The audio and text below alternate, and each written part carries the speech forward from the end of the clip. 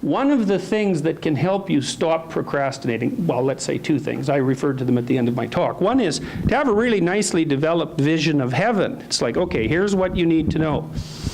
How would your life be? What would it be like if it was really good? And I don't get primitive about that. It's not like, naked supermodels on a yacht. They're too skinny anyways. Anyways, you know what I mean. It's like, yeah, I get it, but it's not agape, say.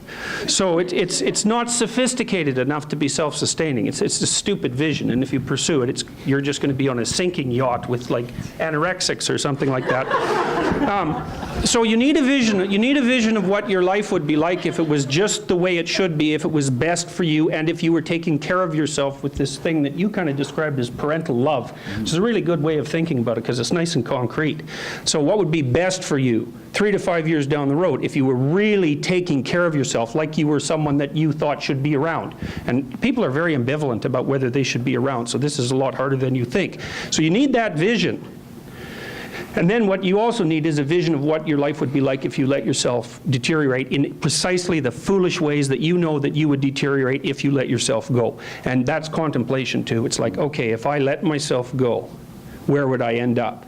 And first of all, this is kind of a shadow realization from a Jungian perspective. It's like, first of all, you could let yourself go. Second of all, you already know exactly how you do it if you did do it. And third, with a little imagination, you can conjure up exactly what that would be like, not only for you, but for your family and for the broader social community. And that would be the whole bloody catastrophe, including all the malevolence that would go along with your deterioration and so on. And so then you've got these stark choices before you. One is agape-oriented equilibration, for lack of a better technical phrase, and the other is something that more closely approximates hell than people even think, because if you sink low enough, not only do you sink that low, but you are absolutely motivated to drag people down there with you. And it's a nasty, nasty state of affairs. And so if you're really terrified of that, like you should be, because you've drawn the causal connections, and you're really attracted by the other, then when you sit down and you don't do what you're doing, what you're supposed to be doing, you don't get to say, well, it doesn't matter. And that's the salience landscape issue. It's like, no, no, no.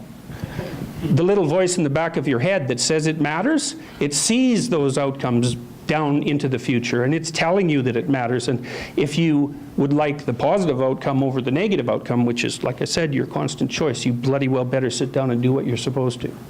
And so that's really helpful. That'll, I think, what is it?